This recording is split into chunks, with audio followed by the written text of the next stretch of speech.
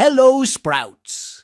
Welcome to the enchanted forest of Frosty, where the tale of Little Red Riding Hood unfolds before your very eyes.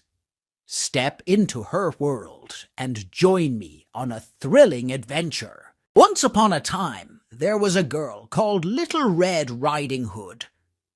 She lived with her mother in a village near a forest. One day, Little Red Riding Hood went to visit her grandmother. She took a basket of food with her. On her way, Little Red Riding Hood met a wolf. "Hello," said the wolf. "Where are you going?" "I am going to visit my grandmother who lives in the forest," explained Little Red Riding Hood.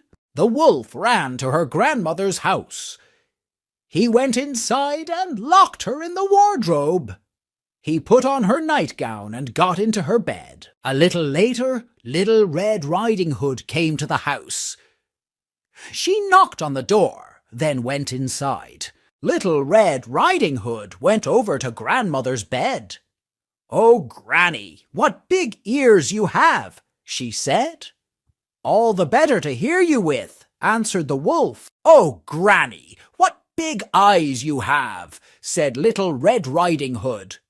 "All the better to see you with," replied the wolf. "Oh, Granny, what big teeth you have," said Little Red Riding Hood.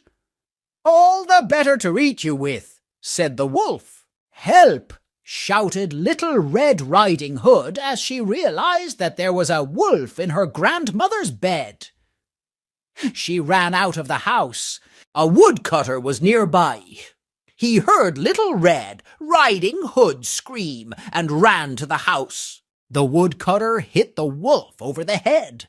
The wolf ran away, and Little Red Riding Hood never saw him again. Hey, kiddos! The lesson that Little Red Riding Hood learned was to avoid chatting to strangers.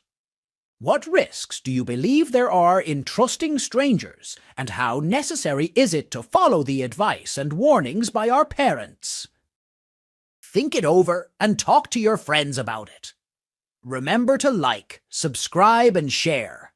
Frosty will see you in the next chapter. Until then, catch you on the flip side.